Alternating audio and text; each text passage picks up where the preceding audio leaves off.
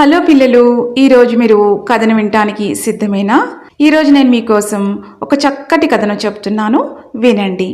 కథ జింక బద్ధకం.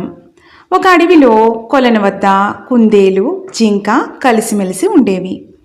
అందులో కుందేలు చాలా చురుకైనదని, జింకకు మాత్రం బద్ధకం ఎక్కువని జంతువులన్నీ అంటుండేవి.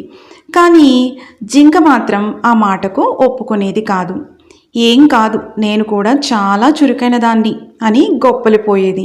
ఒకరోజు ఇదే మాట పైన జంతువుల మధ్య వాదన వచ్చింది. కొలనుకు పెద్ద అయిన ఏనుగు మధ్యలో కల్పించుకుని, సరే, జింక తాను చురుకైన దానినని వాదిస్తోంది కాబట్టి దానికి కుందేలుకు ఒక పోటీ పెడతాను. ఒక పెద్ద దుంపను మన కొలను ప్రాంతంలోనే దాచిపెడతాను. దాన్ని ఇద్దరిలో ఎవరు వెతికి తీసుకొస్తే వారే విజేత. ఆ దుంప మొత్తాన్ని బహుమతిగా పొందొచ్చు అని చెప్పింది. దానికి కుందేలు, జింక సరేనన్నాయి. మిగతా జంతువులన్నీ ఉత్కంఠగా చూస్తున్నాయి. పోటీ మొదలు కాగానే కాసేపు గబగబా వెతికిన జింకకు అంతలోనే విసుగొచ్చింది.